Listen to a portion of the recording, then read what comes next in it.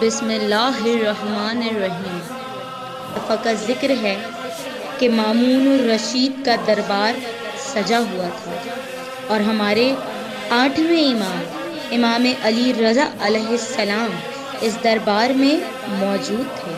مامون کے دربار کا چوکیدار جو دربار میں امام علی رضا علیہ السلام کی تحقیر کرنے پر مامور تھا، اس نے امام علی رضا علیہ السلام سے مخاطب ہو کر کہا کہ لوگوں میں مشہور ہے کہ آپ معجزات کیا کرتے ہیں اور کوئی آپ کی طرح معجزات کرنے پر قادر نہیں۔ جیسے حضرت ابراہیم علیہ السلام نے ذبح شدہ پرندوں کو دوبارہ زندہ کیا، آپ بھی قالین پر بنے ہوئے شیروں کو زندہ کر کے حکم دیں کہ وہ مجھے کھا جائیں۔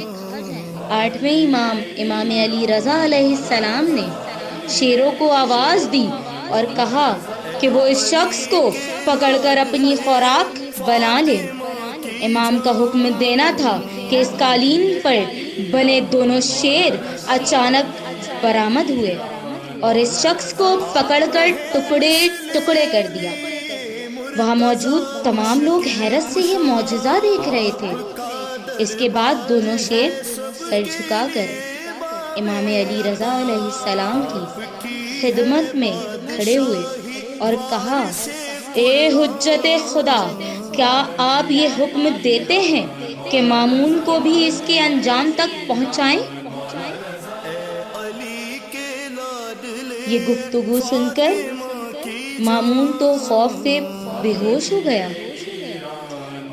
حضرت علی رضا علیہ السلام نے شیروں کو حکم دیا کہ وہ اپنی پہلی حالت میں پلٹ جائیں۔